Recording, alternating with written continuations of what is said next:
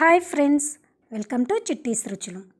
ఈరోజు నేను చేసే రెసిపీ ఫలూదా అండి. చాలా ఈజీగా సింపుల్గా చేసుకోవచ్చు. నేను చేసే మెథడ్లో ఒకసారి ట్రై చేసి చూడండి. ఇప్పుడు తయారీ విధానము చూద్దాము.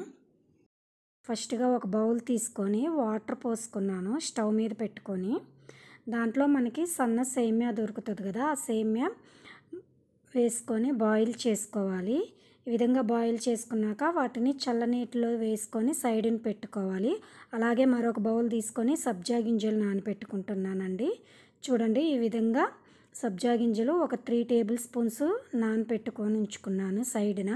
ఇవి కాచి చల్లార్చిన మిల్క్ అండి. దీంట్లో 1.5 స్పూను షుగర్ అలాగే రోజ్ సిరప్ 2 టేబుల్ స్పూన్స్ వేసుకుంటున్నాను. కొంచెం కొంచెంగా వేసుకుంటూ మిక్స్ చేసుకోవాలి. ఈ విధంగా మిక్స్ చేసుకున్నాక సైడ్ని పెట్టుకున్నాను.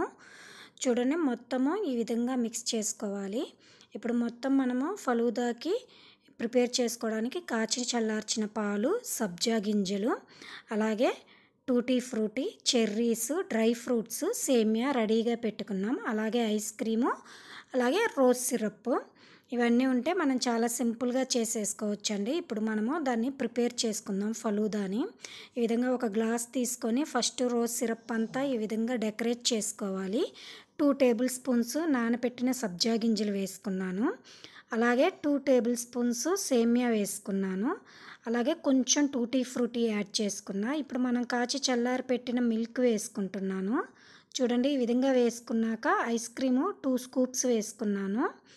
ఈ విధంగా వేసుకున్నాక వీటిపైన సన్నగా కట్ చేసుకున్న బాదం పప్పు, జీడిపప్పు వేసుకొని ఈ విధంగా గార్నిష్ చేసుకోవాలండి. ఫైనల్గా రోజ్ సిరప్ వేసుకొని ఈ విధంగా గార్నిష్ చేసుకుంటే మనకి ఫలూదా రెడీ అయిపోయిందండి. మీకు కూడా నచ్చినట్లయితే ఒకసారి మీరు ట్రై చేసి ఎలా వచ్చిందో కామెంట్స్లో తెలియచేయండి. మరిన్ని వీడియోస్ కోసం మన ఛానల్ని సబ్స్క్రైబ్ చేసుకోండి. Thank you for watching.